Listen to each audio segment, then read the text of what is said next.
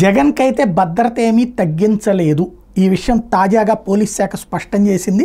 కోర్టుకు ఆయన హైకోర్టుకు వెళ్ళిన నేపథ్యంలో జగన్మోహన్ రెడ్డికి నిబంధనల ప్రకారం భద్రతా సిబ్బందిని కేటాయించాం, ఆయనకు ప్రస్తుతం Z+ సెక్యూరిటీ కొనసాగుతుంది, భద్రత తగ్గించారంటే ఆయన చేస్తున్న వాదన నిజం కాదు అంటూ పోలీస్ శాఖ ప్రభుత్వ వర్గాలు స్పష్టం చేశాయి. అంటే ఈనాడు రాసేసింది, వాళ్ళెవరు అధికారిక ప్రకటన ఏం చేయలేదు, వాళ్ళ తరపున వీళ్ళే రాసేసినట్టున్నారు. ఏదైతే తన భద్రత తగ్గించేశారని జూన్ 3 నాటికి తనకున్న భద్రతను పునరుద్ధరించాలని కోరుతూ జగన్ హైకోర్టులో పిటిషన్ దాఖలు చేసిన నేపథ్యంలో ఆయన వాదనలో వాస్తవం లేదని పోలీస్ శాఖ తెలిపింది. జగన్ ముఖ్యమంత్రికి కొనసాగిన సమయంలో ఆ హోదాలో అదనంగా కల్పించే భద్రత మాత్రమే తగ్గించాం.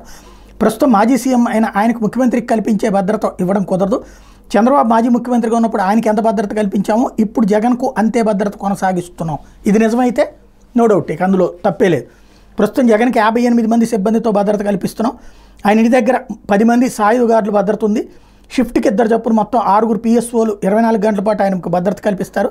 మొత్తం 24 మంది సిబ్బందితో 2 ఎస్కార్ట్ బృందాలు నిరంతరం ఆయనతో ఉంటాయి. పగలు రాత్రి కలిపి మొత్తం 5 వాచర్లను ఏర్పాటు చేశాం.